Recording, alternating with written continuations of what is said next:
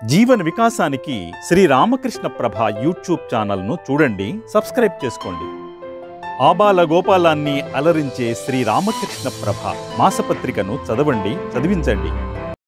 డబ్బుతో హంసతూలికా తల్పాలను కొనవచ్చు, కానీ నిద్రను కాదు. పంచభక్ష్య పరమాన్నాలను కొనవచ్చు, కానీ ఆకలిని కాదు. ఔషధాలను కొనవచ్చు, కానీ ఆరోగ్యాన్ని కాదు. పైపై మెరుగులను పొందవచ్చు, కానీ మెరుగైన మానసిక సౌందర్యాన్ని కాదు. ఆడంబరాలను పొందవచ్చు, కానీ ఆహ్లాదాన్ని కాదు. పరిచయాలని పెంచుకోవచ్చు, కానీ నిజమైన స్నేహితుల్ని కాదు. సేవకుల్ని పొందవచ్చు, కానీ వారి విశ్వాసాన్ని కాదు. విద్యను కొనవచ్చు, కానీ వివేకాన్ని కాదు. శరీర సుఖాన్ని కొనవచ్చు, కానీ మనస్సుకు శాంతిని, సంతోషాన్ని కాదు. ఒక్క మాటలో చెప్పాలంటే డబ్బు జీవితంలో ఒక భాగం మాత్రమే, కానీ అదే జీవితం కాదు సుమా.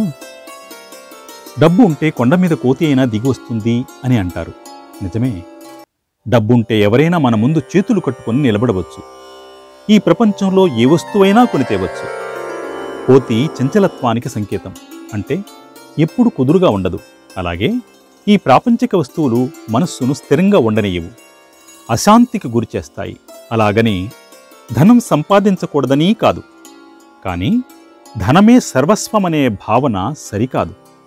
అందుకే భగవాన్ శ్రీరామకృష్ణులు ఇలా అంటారు: ధనాన్ని ధర్మ మార్గంలో ఆర్జించు, దాన్ని దాన ధర్మాలకు వినియోగించు.